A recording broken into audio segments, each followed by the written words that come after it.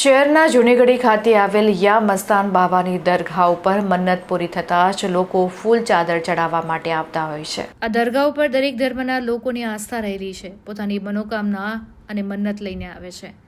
બાધા પૂરી થયા બાદ પોતાની યથાશક્તિ પ્રમાણે ફૂલ ચાદર લઈને આવે છે।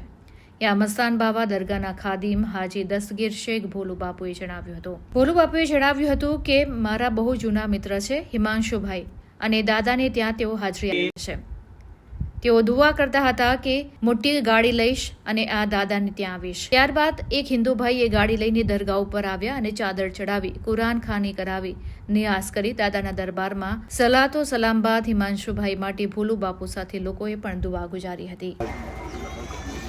मस्तान बाबा के आस्थाने पे हिमांशु भाई डिफेंडर गाड़ी लेके आए हैं और इन्होंने बुक कराई थी। तब से इन्होंने बोला था कि मैं बाबा के आस्थाने पे गाड़ी लेके सलाम पेश करना होगा।